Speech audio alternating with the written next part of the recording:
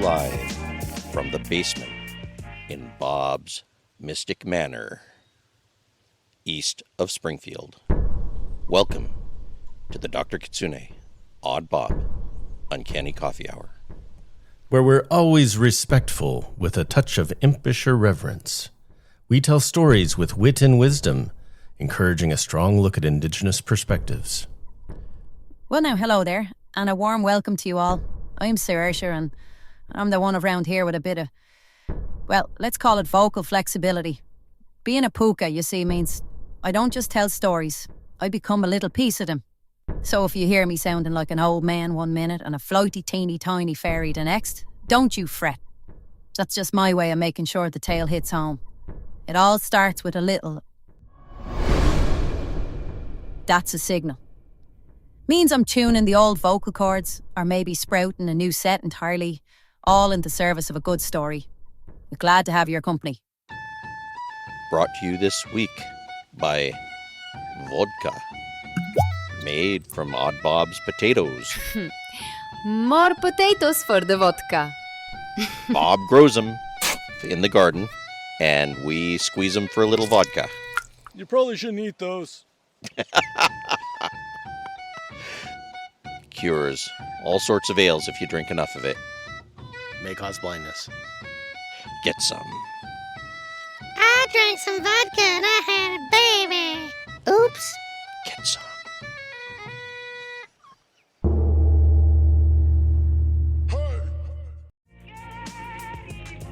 That'll work. Definitely shouldn't drink vodka and then have the baby. Well, you definitely shouldn't drink vodka and then do the show, which we've probably been doing. Yeah. Oh, I've definitely been doing. Vodka is a breakfast food. So, what are you drinking this week? This week I am having espresso, but maybe with a little more water than I normally do. So more of an Americano. Let's call it a half Americano, half espresso with oat milk. Let's call it a no thank ya. Oat milk. Yeah. It's creamy oat milk. Where are oats from? Fields. Originally? Is that a European thing? From the fields. The oats. I mean, I don't think oats are indigenous to this country. Horses like them. Well, yeah, horses like them. You know, I ate a bunch of oats, horse oats, because I ran out of food. Yeah, I've had those before. They're not bad. They're not good either. Well, they're okay. Anyway, yeah, my... Do you like cream of wheat? Yeah, it's okay. That's made from wheat. Yeah. It's not cream of oat. I know. I'm just taking, I guess, an informal survey. So I was 14 years old, and I was building corrals for a buddy of mine named Gary Craybaugh. And my brother Mike and I ran out of food. Uh-huh. Well, we were too embarrassed to tell him. Uh-huh. So we started boiling the oats that we had for... Yeah. And you can eat them raw, you know. Well, Craybaugh's Aunt Betty found out that we were eating these oats. And man... She took him by the ear and scolded him and yelled at him, and I never heard anybody. And he was saying, but if I would have known, I would have given him money. We would have gone to town to get food. And yeah, Betty and Bud, they yelled at him, and they fed us, made us tuna fish sandwiches. And then we went to town and got groceries. Nothing like a good tuna fish popkin. Tuna fish popkin. Oi, you boys forget me. No, we didn't forget you. What is it you're drinking today? My drink for today is a kimchi Bloody Mary. You see, the natural spice and tang of kimchi blends with the Bloody Mary mix. It's robust and flavourful. Like me. Uh-huh. Is it with Odd Bob's traditional cellar vodka? Come on now. You know it is. It is. And kimchi.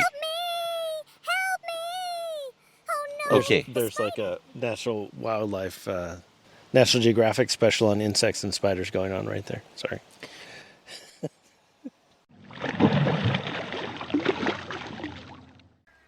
Oh, and then we had the two. What was it that we were going to talk about? Здравствуйте. Как дела? Why are you talking to me like that? Are you mad at me or something?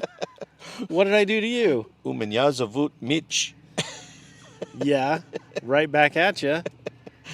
I don't remember too much more Russian.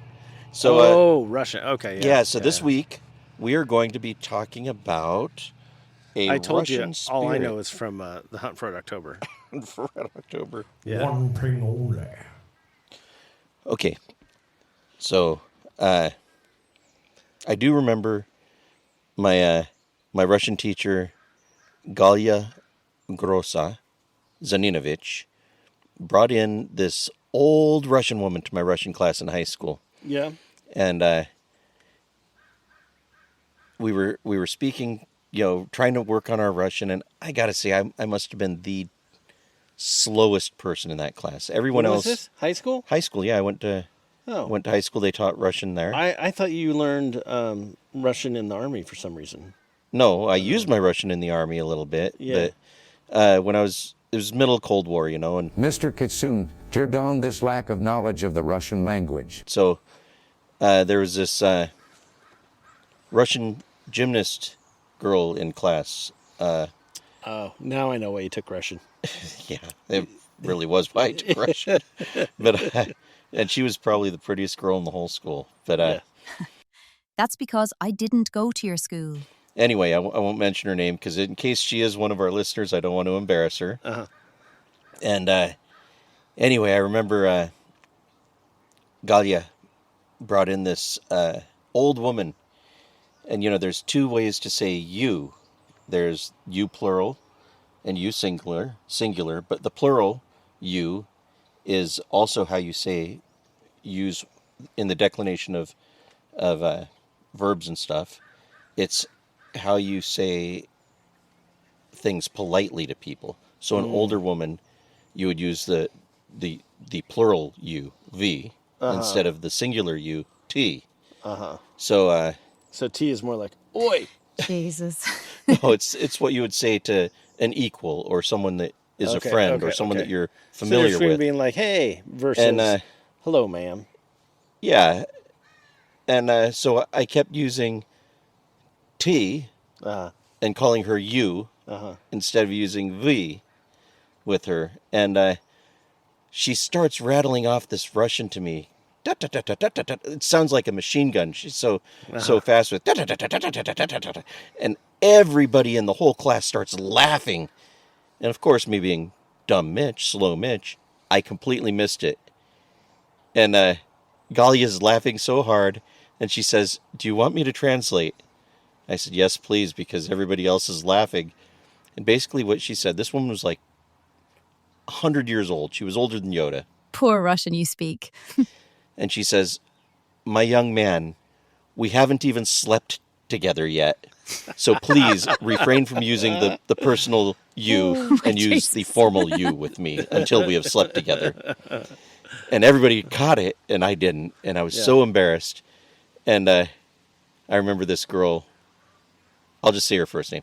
So I remember Lana, her face turns bright red, and she scoots her chair like 2 feet away from me. And I thought, oh, well, there goes that chance. Just mess that up. But anyway, yeah, Russian class was awesome. Yeah. And one of the Stories? stories we read in there was about an Undina, which is a mermaid. Okay. And I don't know if we can do A Russian mermaid. a Russian mermaid. Yeah, So like cold water, well, really cold. really cold water, and I think they live in lakes in Russia. Mm-hmm. And I think they're shapeshifters. And they drink vodka. You sure it wasn't a puka? I'm a shapeshifter. And I drink vodka. Well, of course they drink vodka. Everybody in Russia drinks vodka. That's what I've heard. I've heard theard like like we have Coke machines here. I've heard Vodka. that they have vodka machines. Yep. And, I learned a couple of words, and I don't remember what they mean. I remember something like itik chortu, which means, That sounds like Klingon. yeah, I don't, maybe one of our Russian listeners will think that's funny. I remember something else about pizza. You're not supposed to order pizza there and call it pizza. But I don't remember what it is. I just remember that my buddy Doug kept saying pizza, pizza, pizza. And he said, that's not a good thing. But I don't remember. So maybe one of our Russian listeners will think that's funny also. But You guys will have to let us know. yeah. So I have no idea. I know that the first story that we're going to do is on a Leshy. Okay. Leshy. You got it. And that's spelled L-Y-Sh-I-I-Krakaya. Okay. And it's pronounced Leshy. That's the way to say it. Is it Yes, milk related Leshy. at all? You said it. No, not leche. Okay. Leshy. That's Yes. Yes, I know I'm saying it correctly. I am saying it correctly. Good on ya. Thank you, Saoirse. So maybe, Saoirse, if you wouldn't mind, could you change into a Leshy and maybe Give us a rundown. Give us a definition, please? Yeah. And or a story. Very well. Let me tell you of the Leshy from Russian folklore. This is a creature that reminds you, don't stray from the path. A shape-shifting, unpredictable guardian of the woods, the Leshy can be your friend or your worst nightmare. Known to lead travelers astray with eerie whistles or the voices of their loved ones. The traditional way to break his spell? Stop, turn all your clothes inside out and put your shoes on the wrong feet to confuse him and find your way back to safety. Uncanny coffee. Now, for a story of the Leshy. The late afternoon sun dappled through the dense canopy of birch and pine as I hiked deeper into the ancient forest, a thermos of strong black tea warming my hands. For this familiar trail near my dacha, there was an unusual stillness in the air. The chatter of birds was absent, and the rustling of the undergrowth had ceased. I paused, taking a sip of tea, a prickle of unease crawling up my spine. Then I heard it. A low chuckle, like dry leaves skittering across stone, yet somehow closer. I turned slowly, scanning the trees. Nothing. "Kto tam?" I called out, my voice swallowed by the woods. The chuckle came again, this time from my left, and a fleeting glimpse of movement. Something tall and vaguely humanoid, its form seeming to shift and blend with the bark of the trees. My heart pounded in my chest. This wasn't a bear or a fox. The stories my babushka used to tell me flickered through my mind. Tales of the Leshy, the guardian of the forest, a trickster who could lead travelers astray with his disorienting laughter and shifting appearance. The air grew colder, and the scent of damp earth and pine needles intensified. The Leshy, I realized with a sudden certainty, was toying with me. I started to walk, trying to keep a steady pace, but the path ahead seemed to twist and turn in unnatural ways. Familiar landmarks were gone, replaced by a confusing labyrinth of trees that all looked the same. The chuckling echoed around me, sometimes close, sometimes distant, always mocking. Panic began to set in. The forest had swallowed me whole. Just as despair threatened to overwhelm me, I remembered another of Babushka's tales. The Leshy respects those who respect the forest. I stopped walking, took a deep breath, and spoke aloud. "Great Leshy," I said, my voice trembling slightly. "I mean no disrespect to your woods. I only wish to enjoy a peaceful walk. If I have trespassed or caused offense, I apologize. Please guide me back to the path." The chuckling stopped. The silence stretched, thick and heavy. Then a new sound, the faint snap of a twig to my right. I turned my head and saw, partially obscured by a thicket of ferns, a familiar trail marker I had passed hours ago. And relief washed over me. As I made my way back, the birds began to sing, and the small creatures rustled in the undergrowth once more. The forest felt alive again. I reached the edge of the woods as the last rays of sunlight faded, the thermos of tea now cold in my hand. I never saw the Leshy clearly, but I knew, with a chilling certainty, that I had been in his domain, and he had decided my fate this day.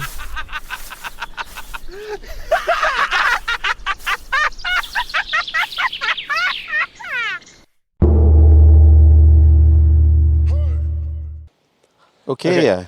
Thank you, Saoirse, for that great Leshy story. It was. Yeah. I learned a lot. Me too. I know absolutely nothing about folklore from the region, so it's always nice to get a little glimpse into something there. That's because you spend all day sitting on your own liquoroidy and slapping your belly. Get yourself some culture. Well, there's Brosnie, or Brosno, the Brosno monster. You want to maybe... Yeah, what is that? They are not all monsters. Well, it's Area that it's from. It's about 5 meters long. It's kind of like a dragon, and it's in Lake Brosno. A lake monster. Yeah, a lake monster. Nice. And the first legends kind of date back to the time of the Tartar Mongol wars, the invasions there. Is that where tartar sauce comes from? Probably where steak tartare comes from, also. And the monster reportedly protected the local people by attacking the invading army. Done that. Oh, that's cool. Yeah, so I mean, I always love those stories. Right. it's kind of like monsters. the Leshy who, steals the children from, stole the children and protected them. So they protect the local people. So it's like a protector spirit. Yeah. Obviously, Nessie in Scotland, Yep, in Loch Ness, kind of dropped the ball with that one. Hey now, less of the lip from you. I mean, I think if that was her job, yeah. Nessie is a dear friend and a lovely thing. You know her person. Yeah. Okay, I'm sorry, I didn't mean to impugn your friend. Yes, you know her personally, and You watch your tails or we might just go see her together. okay, And I hope okay, Kitsune she can didn't swim. protect the Scots from. So where is she when they do those the big sonar runs? At your mom's house. Saoirse. Oh. Okay, that makes sense. Okay. Okay, Yeah. Just watch yourself, Foxy man. okay. So maybe you could, if you feel like it, I don't. would you mind giving us a rundown of Brosny and Lake Brosno, and maybe could you tell us a story? Okay, I will. Don't get your tails in a knot. Thank you. Well then, this Lake Brosno is a freshwater lake located in the Tver Oblast, a region in western Russia, southwest of the Valdai Hills. While not exceptionally large in surface area, it is notable for its significant depth, reaching a maximum of about 41.5 meters, 136 feet. The lake is situated in a rural, forested area and is part of the Western Dvina River Basin. Its considerable depth is a key element in the folklore surrounding it, providing a plausible hiding place for a large, mysterious creature like the Brosno monster. Being known locally as Brosnia, or the Brosno dragon, Brosnia is a cryptid said to inhabit Lake Brosno. According to centuries of local folklore, the creature is described as a massive, dragon-like or serpentine beast. Of course, most rational explanations for sightings often point to geological phenomena, such as large hydrogen sulfide gas eruptions from the lakebed, or the misidentification of large fish or swimming animals. But we know the truth then, don't we, lads? Travel now with me, far from home, to a cold remote lake in western Russia. Most legends of lake monsters stay in the realm of folklore, frightening fishermen or lonely travelers, but this story claims that a monster directly intervened in history and saved a city from one of the most feared armies the world has ever known. This is the tale of the Brosno dragon. The year is 1240. The Mongol Empire, under the command of Batu Khan, is sweeping across Kievan Rus. City after city falls to the Golden Horde, an army so vast and disciplined it seems like an unstoppable force of nature. Their goal is the wealthy city of Novgorod, and nothing has stood in their way. The massive army makes its way through the dense forest and marshlands, and eventually they stop to rest on the shores of a large, picturesque lake called Brosno. It's a deep, dark body of water, seemingly peaceful. The soldiers water their horses, refill their canteens, and prepare for the final push to Novgorod. But Lake Brosno had a reputation among the locals. It was a place to be respected, a place with a spirit. As the horses waded into the shallows, the water began to churn. Not like a simple current, but as if something enormous was waking from a long slumber below. A huge head, like that of a dragon, broke the surface. Its scales shimmered like wet stone, and its eyes held a cold intelligence. The horses screamed in terror and tried to scramble back to shore, but it was too late. The creature, a massive serpentine beast, surged from the depths. It started snatching horses and soldiers, violently plunging them beneath the surface, in a swirl of chaos and blood. The men of the Golden Horde, warriors who had conquered half the known world, were utterly terrified as they watched the water change to a seething blood red. I am terrified. They had faced armies, but they had never faced a monster. Panic ripped through the ranks. This was a terrible omen. It was a sign that the land itself was rising up to defend Novgorod. The commanders, unable to control their terrified troops and terrified themselves, made a swift decision. They abandoned the campaign for Novgorod and retreated. It looks like everyone is terrified. So the legend is told, the great city of Novgorod was saved. Not by high walls nor a valiant army, but by the ancient, terrible, monstrous guardian of Lake Brosno. So, there you have it. An army that conquered nations was turned back by a lake monster. What do you two make of that?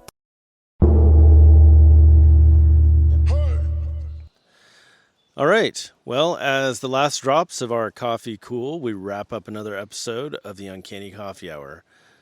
Many thanks to Dr. Kitsune and Saoirse, Faya, you're welcome. my co-hosts, for exploring the eerie depths of Russian folklore with me, including that chilling tale of the Brosno Dragon. Be sure to join us next time as we delve into more of the unexplained. Until then, До свидания. keep an eye on the shadows, and we'll see you for the next brew. Stay strange, everyone.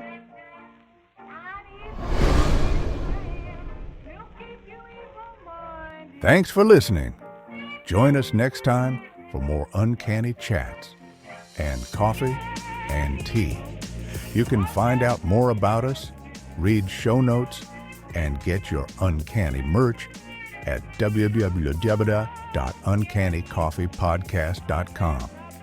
Until next time, remember, Never whistle at night, Don't let Krasnov succeed. and above all else, remember, We are not all monsters.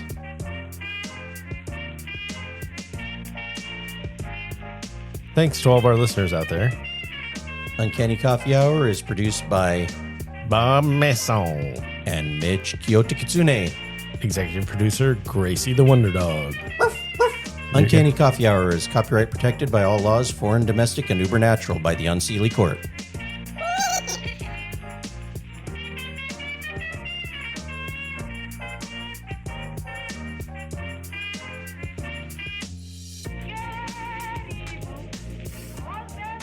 Never whistle at night. We are stronger together. Listen to those birds. You think the mics are picking them up? Yeah, a little bit. We haven't been pooped on once. I was, but that was Saoirse. Yeah, that one was big. That's like Taco Bell time. You know, some people pay good money for that. I've heard. Because, I've been told before that I could be a bear. And I'm like, can I make money